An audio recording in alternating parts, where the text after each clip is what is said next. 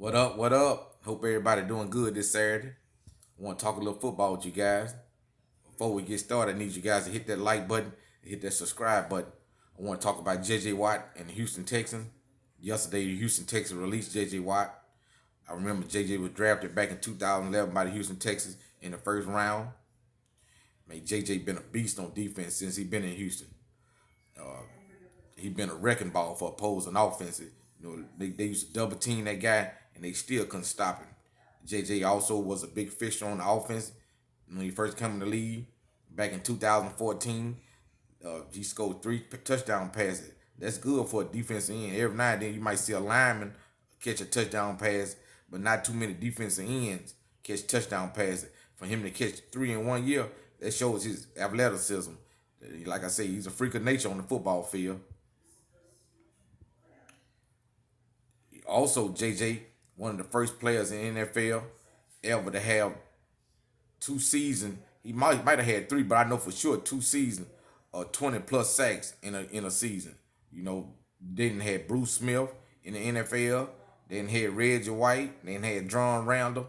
But for JJ to be the one set the record of 20 sacks in a season, man, that's big, man.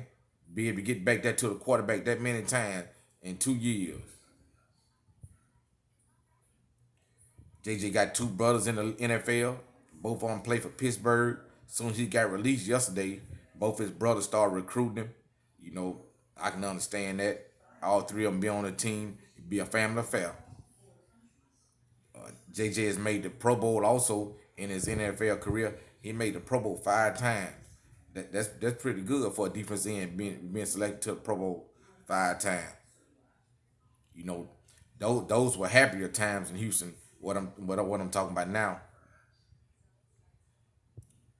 JJ and the Texans sit down yesterday. You know, he asked for the release. They granted it. You know, this must have been something they've been planning since the off season. I don't reckon they just talked about it one day and all of a sudden did it.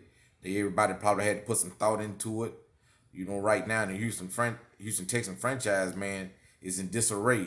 You know, you got Deshaun Watson want to leave. The president stepped down the other day, or the team stepped down the other day. You know, they got a brand new coach.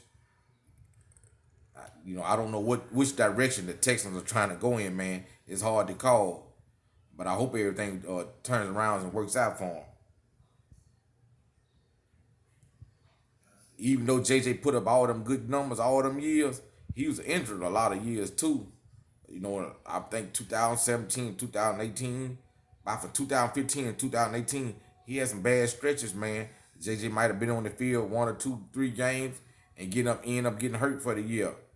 You know, and you know, like bad as people want to talk about the Texans, I do want to give the Texans a little credit because they stuck by JJ a lot of times. With most people would NFL teams would have came and asked you to take a pay cut, either cut you right out. The Texans stuck with JJ Watt. You know, they never gave up on it until yesterday. He had 5 sacks this past season. Like I said, that's nice, big numbers. He is receiving a lot of interest on the free agent market also.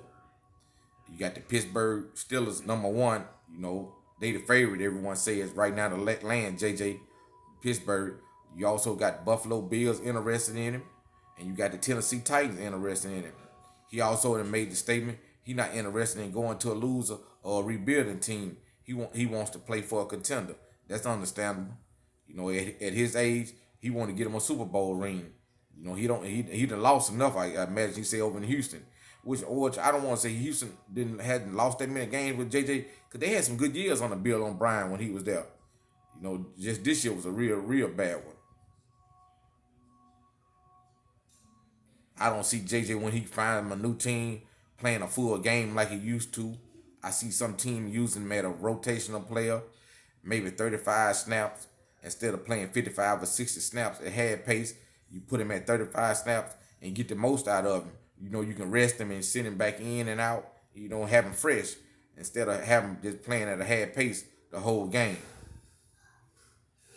Whatever team's getting JJ, you know, they getting a good player, man. They getting a good man in the community. He did a lot of work in the Houston community. I remember after the flood, JJ was the first out there raising money, going from door to door helping people. He in a boat, man. I seen JJ do a lot. JJ Watt, like I said, he's genuine person, and I wish him best wherever he go. But I want to hear what you guys think about this situation. Was the Houston Texans wrong for releasing him, or should they kept him, or talk to me, tell me what you think. Also hit that like button, and hit that subscribe button, man. Help me grow the channel, and thank you. And I'll be back to talk about something else later on. More sports.